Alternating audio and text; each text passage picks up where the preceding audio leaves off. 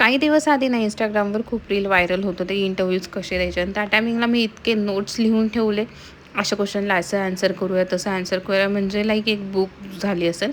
आणि लास्ट मंथमध्ये मी खूप सारे इंटरव्ह्यूज दिले. पण तुम्हाला सांगू गाईज त्याच्यातले एक पण क्वेश्चन्स विचारले नाही आणि काहीच हेल्प नाही झाली मला. कारण खूप प्रत्येक इंटरव्ह्यूजला वेगवेगळे सिनेरिओज मी फेस केलेले आहेत आणि क्वेश्चन तर हे सिच्युएशन बेसच असतात.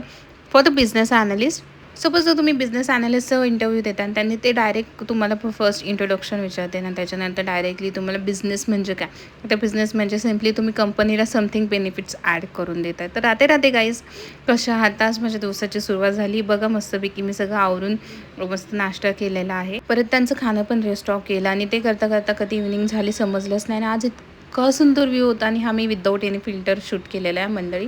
तर बघा इतकं सुंदर कलरफुल हे झालं होतं ना, ॲटमॉस्फिअर झालं होतं क्लाउड. मला तसं वाटत होतं बघत राहावं आणि त्यांच्यासोबत मी पण एक सेल्फी घेऊन टाकला व्हिडिओ. त्याच्यानंतर पटकन आवरले आणि मी निघाले. आणि हे बघा मी गाडीमध्ये हे खात होते, लिची खात होते. मला खूप आवडते जास्त आणि मला ॲक्च्युली बाहेर काम होते, ATMमध्ये पण काम होते, थोडे मेडिसिन आणायचे होते.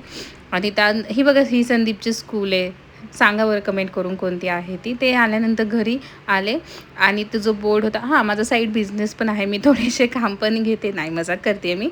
तर हे मी जस्ट रिपेअर करत होते. थोडंफार जे काही कॉलेजमध्ये शिकले डिप्लोमाला त्या टायमिंगला माहिती आहे, त्यामुळे थोडंफार मी केलं ते रिपेअर.